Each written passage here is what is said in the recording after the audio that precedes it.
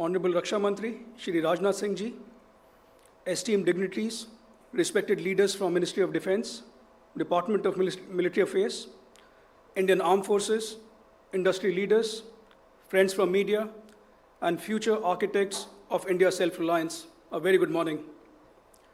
Honorable Prime Minister Modi's clarion call of an Atmanirbhar Bharat has resonated across the nation and ignited a spirit of ambition and commitment to a shared purpose. India, as the fifth largest economy, holds a position of immense responsibility and potential. Our journey towards self-reliance is not merely an economic pursuit. It's a pledge to protect our sovereignty with our own strength.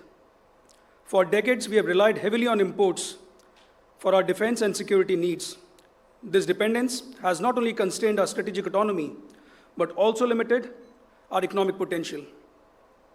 Over the last 5 years, transformational strides in indigenization have been made under the leadership of Honorable Defense Minister Shri Rajnath Singh, whose vision of Atmanirbharta in defense has started yielding significant results. Sir, you have ensured that the policy bottlenecks are duly acknowledged and addressed systematically. Key initiatives like the positive indigenization list, dedicated defense corridor, prioritization of procurement from defense companies, and mobilizing a larger base of startup and MSMEs have all played a major role in enhancing local defense production. Thank you so much, sir. A big round of applause for Ministry of Defense and Defense Minister. Thank you for showing us the direction. Onus is now on the industry to reciprocate and deliver to your expectations. As we go through this journey of self-reliance, there'll be pushbacks to derail us. We'll run into controversy in other parts of the world. Many will try to stop us from building local capabilities and will dissuade us from investing in defense infrastructure and technologies, but so be it.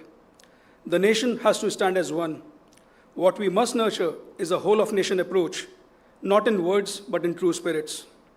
The industry, R&D labs, academia, and the armed forces have to work together. The public and the private sector have to acknowledge the complementary strengths of the two sides and allow room for participation and growth to each other.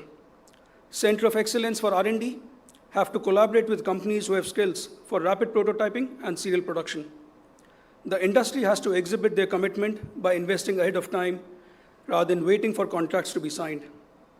The larger players have to provide a platform for growth and mentorship to startups and smaller organizations, ensuring they focus on innovation rather than just mere valuation.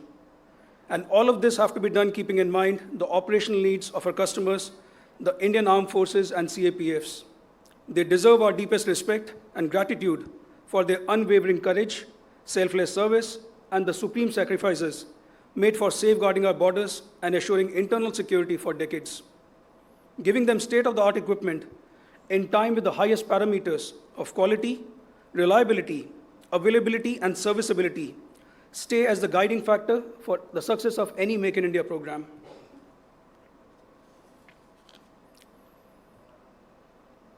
When we talk about the whole-of-nation approach of an Atmanirbhar Bharat, it shall not be restricted or limited to defense.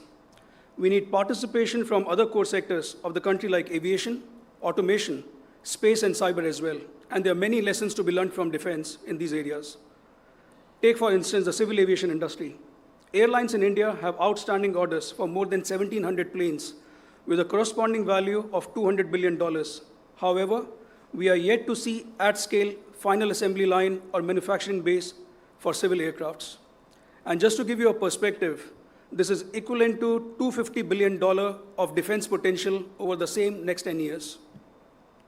Automatic transmission, power control units, electronic stability control units, and subsystems worth $20 billion are still being imported in the automotive sector. This is despite the PLI scheme and access to bank financing which is available to these sectors, which is not yet available to Indian defense industry. Hence, we need to look at the combined potential in manufacturing of these core sectors to have a wider and a more vibrant manufacturing base in India. Furthermore, the success of indigenization hinges not just on domestic consumption, but also on exports. Arms sales and transfers are viewed as important US foreign policy tools with potential long-term implications for regional and global security, as stated by the US State Department in January 2024. This has helped the US defense exports to increase by $100 billion in the last 2 years to $238 billion. While the Indian industry is fully geared up to support exports, we have seen examples of vested interest globally trying to suppress us. The domestic defense companies that supply to friendly nations are furthering India's strategic interest, and hence the government should support and back up these companies against adverse foreign interest. At the end of the day, the true spirit of Make in India lies in fostering an ecosystem where innovation thrives, industries flourish, and self-reliance becomes our hallmark. Together, let us create a Bharat where Made in India stands tall as a testament of our ingenuity, resilience, and indomitable spirit. To quote the Honorable Prime Minister, India is not just rising, India is ascending. Let us have the conviction in this India, an India growth story, and collaborate to ensure that every sky is safe, every land and maritime border is secure, and Atmanirbharta becomes true to the nation. Thank you. Jai Hind.